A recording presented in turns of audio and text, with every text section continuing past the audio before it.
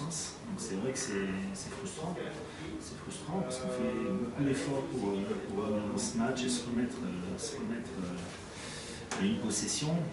Et derrière, alors qu'on peut les mettre un petit peu plus dans le doute, on fait quelques mauvais choix. On n'a pas suffisamment insisté sur le secteur intérieur sur la deuxième mi-temps. On s'est un peu trop reposé sur des prises de responsabilité extérieures alors qu'on leur avait fait très très mal en première mi-temps là-dessus, en étant beaucoup plus discipliné. On a deux mi-temps très différentes. Une première où on joue plutôt pas mal en attaque, mais où on n'est pas suffisamment dans l'intensité sur le duel et on est puni. Et une deuxième où on se met à mettre l'intensité, mais on manque de lucidité offensive. Puis en face, il y a une bonne équipe qui joue juste, qui sait appuyer là où ça fait mal et qui a su aller chercher ce match de belle manière. D'accord avec Fabrice sur le premier tournant justement avec les deux fautes sur Georgie. Oui, c'est sûr que les deux fautes rapides de Georgie alors qu'il est dans un bon rythme nous pénalise, ça c'est certain. Même s'il a vraiment un match avec des choses intéressantes derrière, mais c'est sûr que c'est pénalisant. Au-delà de cela, je ne suis pas sûr que ce soit vraiment sur ce moment du match. Et la fin de première mi-temps qui est assez catastrophique. On est à -4, on a 4 ou -5, on a le ballon d'attaque, une situation litigieuse et qui donne derrière contre-attaque, panier marqué, plus une faute technique qui donne 2 lancers francs, plus la possession sur le début de troisième quart-temps. Et c'est vrai que l'écart il se crée là-dessus. Et derrière c'est compliqué, il faut bagarrer, il faut mettre beaucoup d'énergie et d'intensité pour revenir, avec en plus un effectif limité, parce que ça a dû beaucoup baisser, parce que Yannick Gaïm se blesse aussi en deuxième mi-temps, il ne peut pas revenir. Tony Stanley a une gastro, il ne s'est pas entraîné ce matin.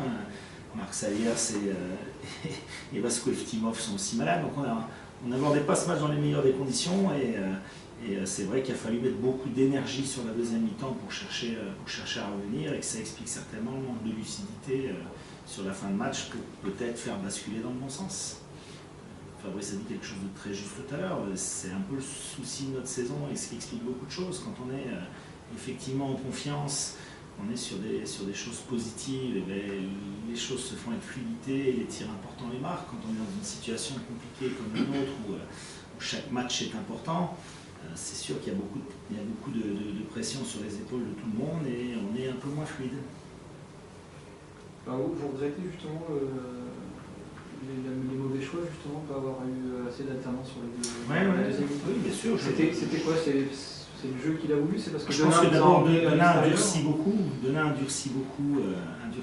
sa défense et nous a repoussé aussi sur les duels, là où on amenait le ballon relativement facilement dans le jeu intérieur sur la première mi-temps. Ils ont mis beaucoup plus d'agressivité sur les lignes de passe, beaucoup plus de pression sur la balle et les ballons sont arrivés beaucoup moins facilement. Donc les situations de 1 contre 1 qu'on avait à jouer, elles étaient à jouer de 1 ou 2 mètres plus loin et c'est pas du tout la même situation que les situations qu'on a pu trouver en première mi-temps. Avec en plus effectivement la sanction sur Georgie qui n'a pas été très positive de ce point de vue-là, ça c'est certain. Gaïdou, c'est quoi justement sa blessure? Il s'est à nouveau tordu la cheville sur la fin de troisième quart-temps, alors qu'il était plutôt pas mal. Il nous a amené du peps.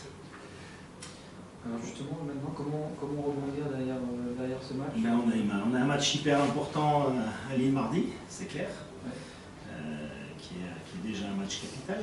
Je dirais qu'on a 3 matchs importants qui arrivent, parce qu'on va à Lille mardi et après la mini-trêve, on enchaîne la réception de Souffel-Weiersheim et la réception de Saint-Quentin.